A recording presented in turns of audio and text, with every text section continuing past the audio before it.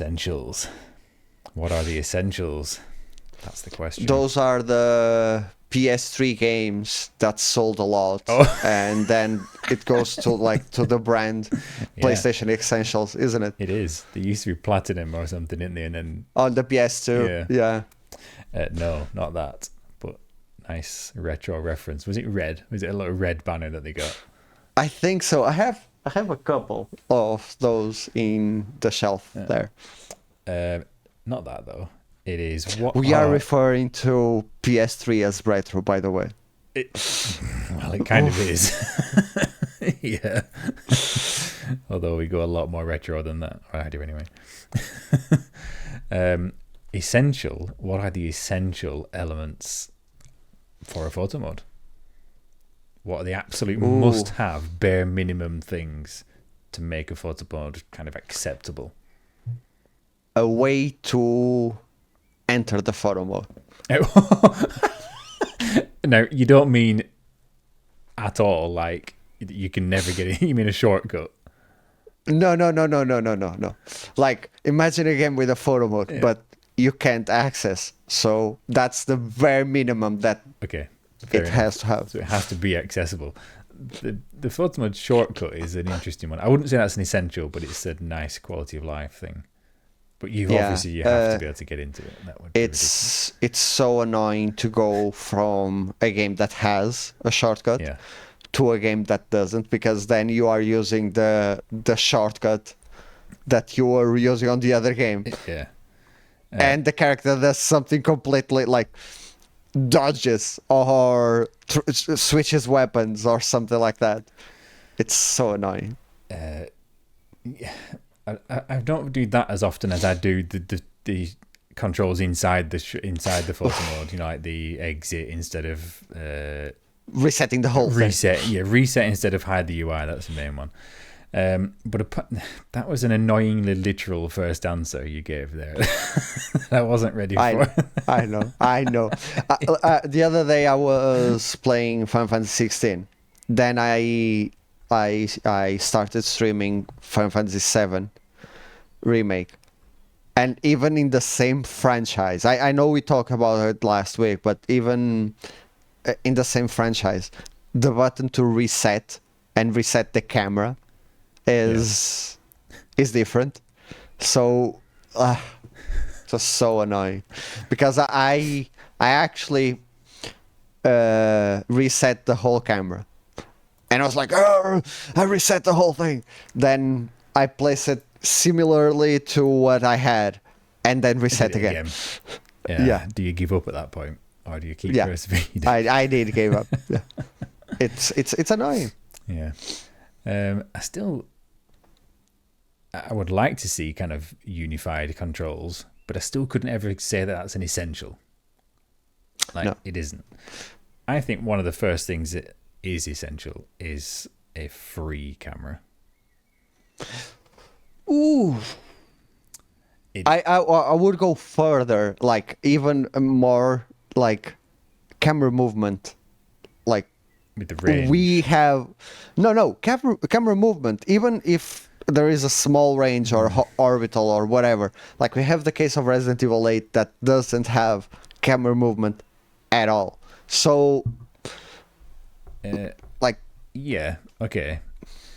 that's a valid argument, but I think if you were to be sort of giving it as advice to someone who's making a photo mode, my essential first step is make the camera free and make the range significant, not this pathetic like Final Fantasy. So Final Fantasy 16 obviously is one of the things that kind of inspired this. What is the basics? Because that is very basic.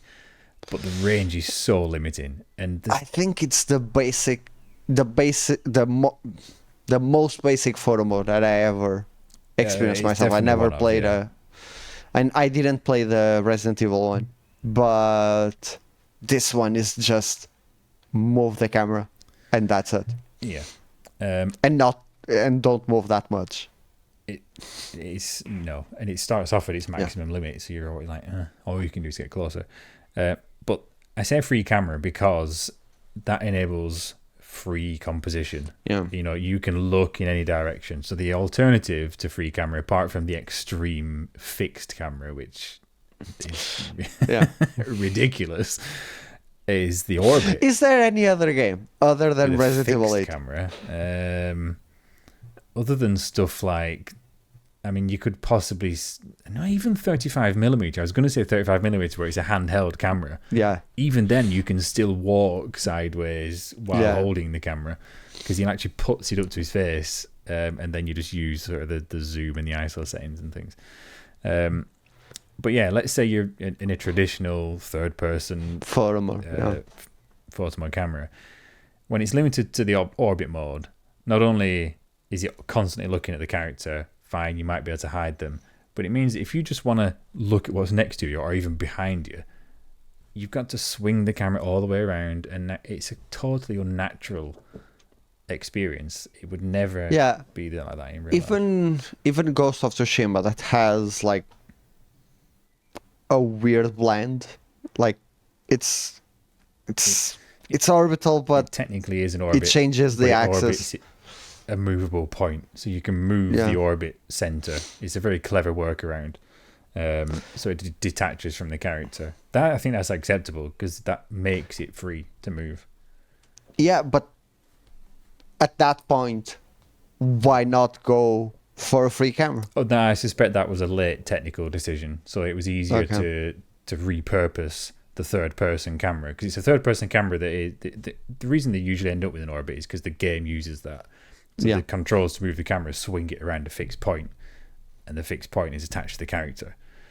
Otherwise, you'd lose track of your character in the game. So that's where it comes from. It's always funny to do it on camera tools. If you go into like the free camera mode and you forgot to, like, you reset everything, you are done, you are going to play. It's always fun because like your camera is still and your character is going away because you're moving the character. It's always funny. That always makes me laugh. But yeah, I understand that. But I don't know. Yeah, a free camera. If I were to give advice to someone, I would probably say, if you're starting out a photo mode, the first thing to do is like forget about the orbit. Don't use the one from the game. Use it as a free one. Yeah, and give it as much range as you feasibly can. I mean, it doesn't have to be beyond the map. I get that. They might not necessarily want you to be seeing the map breakdown. But, you know, you can, when like, you can't even get into the extent of the currently rendered level. God of War is another bad one for that. You know, the whole area is rendered fully, and why can't I at least get to that edge of the playable area? God of War is still one of the ones I want to, because reasons, I want to pick it up again and play the New Game Plus, but that photo mode is probably the reason why I've been so what it does is make you have to use it in a certain way. Like it's well suited for close-ups and, you know, detail shots, and that's okay because that is a style in itself. But what it does is limit the creativity, so it makes it impossible to do that kind of wide journey shot. And that's why I think it's an essential. To anything that limits creativity is a bad thing. So what you want to do is enable. So free camera. And again, when the games arrive to PC, a few hours later, it's broken. Exactly. It's so hard. So the whole thing about being like a last minute fix up, it's like, but is it that hard? Because people do it in a couple of hours. Yeah. So another one is, some games call it differently, but like field of view or zoom. Yeah. Okay. I agree. But have a good one. Yeah. Like again, I've been playing the game. So Final Fantasy VII Remake, the one in the photo mode, is horrible. If like you can't get a close up. Sorry, in the remake, not in 16. In the remake. Okay. Yeah. In the remake, in the remake. In the one in the 16 is not. I think that's all right. Bad. Yeah, that's fine.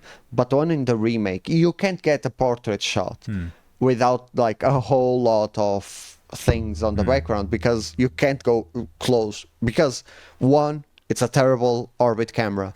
Two, it's a horrible, I think it's called zoom on that game instead of field of view, but like, I don't know, like there are a couple of games, again, Ghost of Tsushima, that implemented perfectly.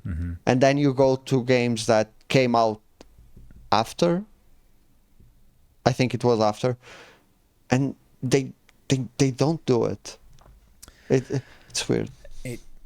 I always think it comes down to what their motivation to putting the photo mod in and how much kind of camera experience they've got as a team.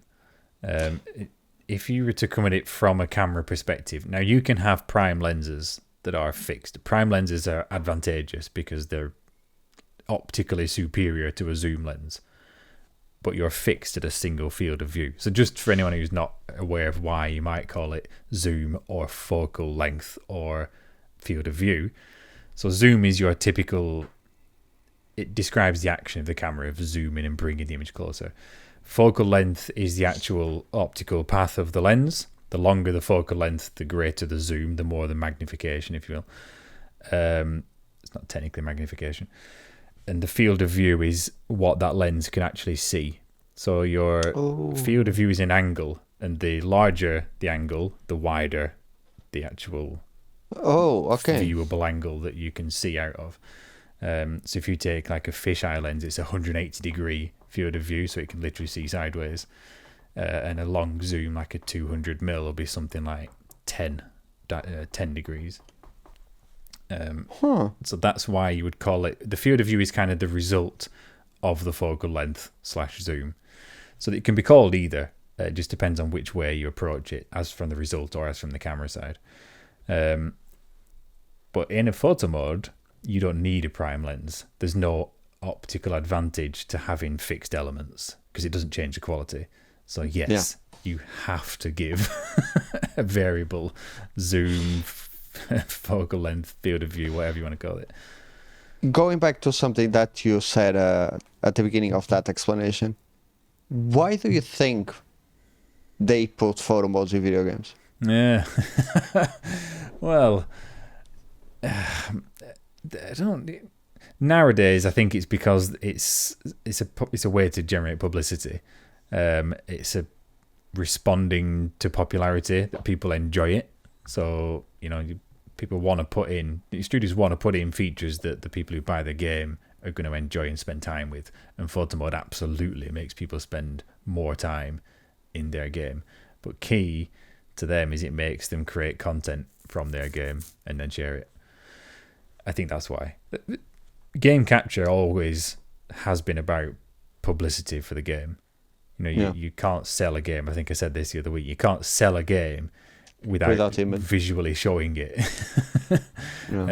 If it was box art or magazine covers, whatever it is, you've got to capture what the game looks like. And now you can make the players do that while playing it. Yeah. So I think that's the ultimate motivation. Yeah. Yeah, makes sense. Do you have another one? I think we can muster some more. So we'll stick with the kind of optical effects, and the next one for me is some sort of depth of field. Yeah. Now, again, you can call it depth of field. Aperture. So aperture is, again, going back to camera settings, you would have focus. So the focus is where, like, if I want to focus on an object in the background or in the foreground or whatever, you set the focus. Now, autofocus will typically do that, or you can manually do it. And then the aperture is the size of the hole inside the lens, and that just changes the way the light behaves while passing through. So the wider the aperture, the narrower the depth of field, because the light path is sort of exaggerated. When it's a small aperture, you get a long, deep depth of field because there's greater convergence of the light essentially passing through. So what you would call acceptable focus, the single plane of focus is still the same, but the range of acceptable focus is increased, so that you get a greater depth of field. Whichever way a game chooses to do it, whether it's through focus, distance, and aperture, or just a pure sort of made up blur, whatever, it's essential, because it's not just the way cameras work, it's the way your eyes work. You know, if you put your hand up in front of you and look at your hand, anything immediately behind it is defocused, and that's how you perceive depth on things. You know, it's an unnatural way to look at something if everything is in focus.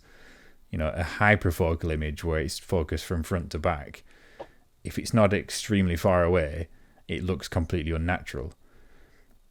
And then the other way around, have you seen that where pictures look like miniatures because there is no focus? No, because they put a false depth of field on it. They put a really shallow depth of field, say, on a town, and it makes it look like it's a miniature.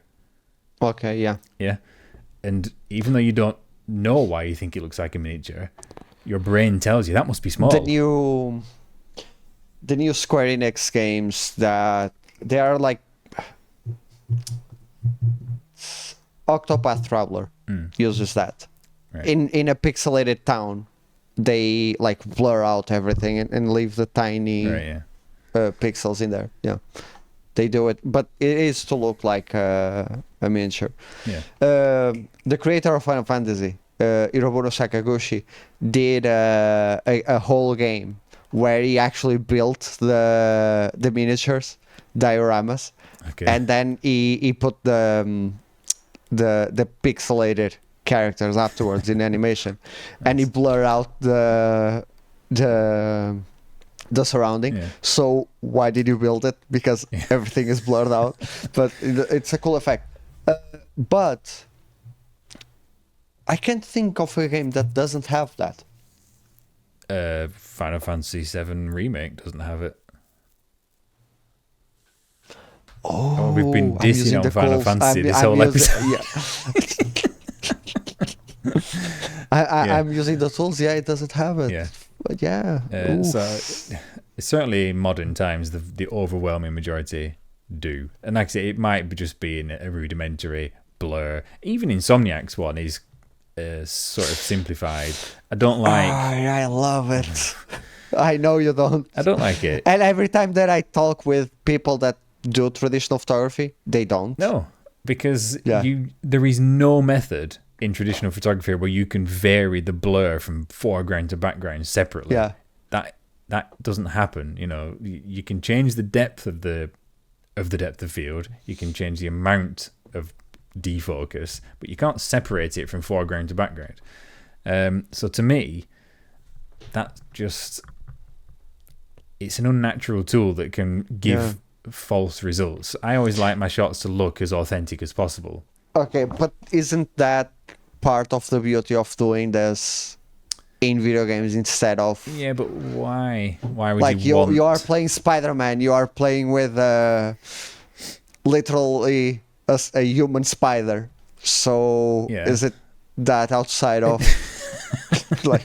I outside of the box that the focus doesn't work as it's supposed to be when you're fighting a toad with octopus arms in his back. Okay, yeah. I may have been guilty of using that kind of advantage before, saying where else can you literally get a photo of a superhero dodging an RPG. Yes, true. But I still think it comes down to that natural perception of a real image. I know. You can make Insomniac's tools create an authentic effect. Absolutely. You know, you can get that foreground and background blur perfect, but it requires more thought from the user. And there's more opportunity for them to make a mess of that with the way it's done there. I think the best implementation is to give a set point of focus and then to create the depth of field around it.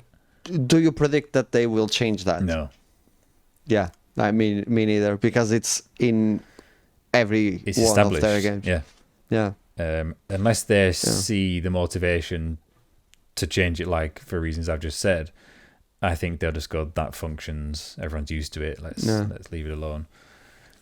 A game that does it perfectly. In my opinion, it's Ghost of Tsushima. Yeah, I was going to say that. Yeah. Yeah, Ghost of Tsushima is a great game to train your focus. I think it was the game that, like, if I look back before I started that game and the shots that I was taking and the shots that I took after playing that game, I can clearly see like an improvement on that aspect of my shots, for sure. Yeah, it was actually an Infamous as well there, because they've got a really... Okay, Infamous has got a lot of failings. It's infamous. It is infamous for a reason. But its depth of field, its aperture work is spot on. And they've obviously got a really accurate lens set up on their camera, you know, so their actual rendering of a camera aperture and depth of field is perfect. Even to the point where, because the depth of field not only changes by the focal length of the lens and its aperture, because the aperture is a fraction. So f1, you don't get any lenses f1, but let's say we can take f1.2, is the lens length, let's say it's a 50mm, divided by 1.2. So if it was f2, make it easy. So if 50 divided by 2, your aperture is 25mm. Yeah. If it was an 85mm lens at f1.2, it's not 25mm, it's bigger because the focal length is different. So an f-stop isn't always equal. It depends on the focal length of the lens.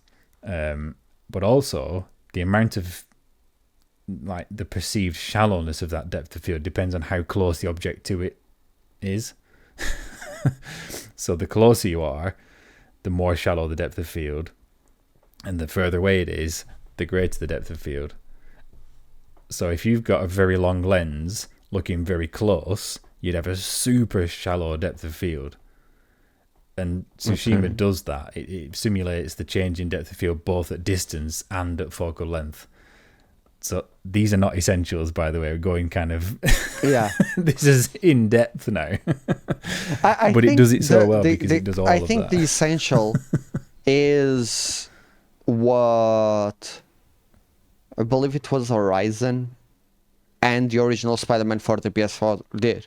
You have the amount of blur that you want and the distance that you want to put that blur on. And that's like the bare minimum. Yeah, because then you can like do what Final Fantasy 16 and God of War do, like have that. Another thing is, this is not essential at all, but autofocus. Do you use it on games? I usually use it and then adjust. Adjust, yeah. So I might use it to, the ones that I do use are where you can lock onto a character and track. So as you're moving the camera around, because otherwise it just goes out of focus. If it doesn't have that, I set it so that basically the depth of field is massive, or that the aperture is off. Okay. You know, so that everything stays in focus while I get the composition right, and then I do focus, and then I do get the depth of field. I love the autofocus. I love the one in Days Gone. That, like, you can put a square in some place and then it to an object. Yeah. That's really cool. I think another essential is some kind of control over brightness, exposure. I played a lot, and I mean a lot of Final Fantasy this week. And the first part of that game is so freaking dark all of the time. And then you get to a point, I'm not going to spoil, but the sky gets rainy and it never changes again. I've played like so much after that, and it's always freaking raining or cloudy there. It's impossible to get a good light shots if you don't have like a good light source or VFX. It's impossible. It's like you are taking a picture of a black canvas. Yeah. I mean, I did mention in the little post about it that you can try boosting the game brightness, but that only works to a certain extent. It does not function the same as exposure. Bear in mind that photography literally means light writing. So light is the most important part of it. And if you, like you said, if you can't manage the exposure, then you just end up in situations where there isn't really any viable content there because it's too dark. And it doesn't have any light sources, any placeable light sources. So fine, you might be literally working by candlelight. But I use the crystal. Like someone was using a crystal to pour water. Right. So while they were doing the animation, a source of light creates a source of light, and I was like really close and trying to move my companion to that place so that I could get like so annoying. Yeah, it's an essential in normal photography as well. Obviously, you won't get a camera that doesn't have the ability to change its exposure, and you would do that through those other things that we've already mentioned. Like the one that we haven't mentioned is shutter speed, because that's another key element in managing your exposure. But let's say you're working at fixed shutter speed, the two things you would change, which are kind of simulated in photo mode, is the aperture, which photo modes use for the depth of field, but not changing how much light comes, because with the bigger hole, more light comes through.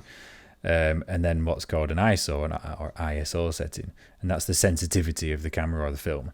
And in a game, that's typically just the brightness / exposure slider. So yeah, they're the three things you always balance in real photography, and you have to have those. Yeah, we don't ever have shutter speed, very rarely. Would you put that on the essential list? Shutter speed? Yeah. No. Ooh. It depends on what level you're coming at it from. At the bare minimum, like, you don't need it, because we have been doing this for years without it. Okay, I think I can give a reason why you maybe don't need it, and that's because the photo mode has the novel advantage of freezing time. Yeah. But also, it's a hard tool. So when I think about essentials, I think about what does someone that is starting out now needs and can work with from the very beginning, and understand the whole photo mode and be able to take good pictures. That's the bare minimum that I think a photo mode needs to have. I don't think shutter speed is there. Like, I think it's a tool that many people would like see it, try to use it. I don't understand it. Let's move on. Others would like try to improve on it. I hope Spider-Man 2 has it. Like so much, or any kind of motion blur. But I don't think it's like an essential. Fair enough. I think it depends, at least to some extent, on the type of game. I think in a racing game it is essential, because you're entirely telling a story of motion and speed. Did you play Need for Speed Unbound? No, actually. It doesn't have a shutter speed. Yeah.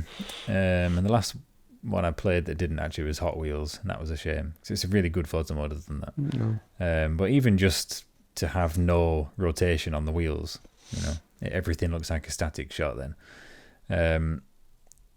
I accept that. I think that as a photo mode, as a game, you can get away without it. It would be nice to have more of them starting to simulate shutter speed to generate motion blur. Yeah.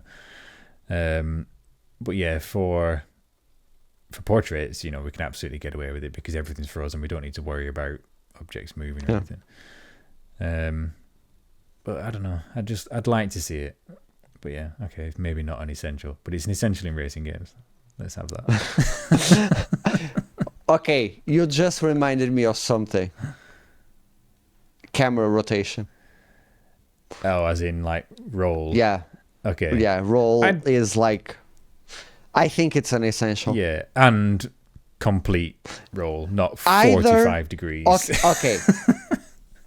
At the very minimum, essential 90 degrees. Yeah, to do 90 is like, please. Yeah. There is no reason to stop at 45. No, there isn't. And to be honest, I don't really see a reason to stop at 90. You should just put it 360 degrees on a loop, and then I can go all the way around. Do you think a good implementation, like let's call it an essential implementation of this, would be go, instead of having it going one degree at a time, going like 45 degrees at a time would be okay? It would be okay if you could choose between the two. As in, if you could do it to quickly get to 90 degrees. So like flip to 90 might be helpful. But I very rarely use 90 degrees. I might use it's like 92, 90. Exactly, yeah. Which is another reason why it's annoying when it goes one way to 90 and then you think, oh, I want one more degree. You've got to go all the way back the other way to 89, minus 89. Just let me carry on round. But you could possibly argue that this is part of the whole free camera. So free camera must have total freedom of movement. It must have 360 degree pan and tilt. Well, at least 180 degree tilt and roll. Yeah. All of those should be available. And then you've got no inhibitions on what direction you can point the camera in. Going back to the beginning, I think that is the bare minimum. Yeah. If you have a photo mode without any other tools, you need camera movement, a free camera movement, like a good range, a good free camera, a good roll, and a good zoom field of view. And some sort of depth of field method. Yeah, that's put that in a video game and that's enough, I think. I would say that would be enough, agree. I've got one other kind of pithy type one, just because of your silly first answer. Is it stickers? No, absolutely not. That's the least essential thing. I'm editing that bit out. Is some form of interesting content, some photographic opportunity. Oh yeah, because you could have the best camera tools or whatever in the world, but if you've got nothing of interest to point it at, so what? Yeah, Mortal Shell. That's Mortal Shell for me. I'm sorry, I'm a fan of Souls-like. I that game for me completely lost me in the first half an hour. I think what we're gonna do when it comes around to the anniversary of Mortal Shell is we're gonna get you on it and see if you can. That's torture. Like I love the concept and I love the art style. I don't like the graphics. I don't like the combat. I don't like a lot of things in that game. The photo mode is good. Yeah. I'll give it that. Well, let's see when it comes around. I can't remember when it came out. Was it August-ish? It's August, yeah. It's a few weeks to go, and then we can put that to the test. Okay. We have a deal. Yes. Don't miss that one. I can't remember of any more essentials. Oh, I think we've done. Yeah. Okay, if you do remember, scroll down to the comments, but before you leave a comment, like and subscribe, click the bell, and do the things. Tell us your essential photo mode things there. And follow us on Twitter as well, because you don't get any interaction on the Twitter account. No. but it's doomed from the beginning. It's a Link's account, I know. But it's just doomed. reply to it. Tell us things. Tell us what you'd like to see on the channel. Things like that. Yeah, that would be cool, because it's hard to come up with themes every week. See ya.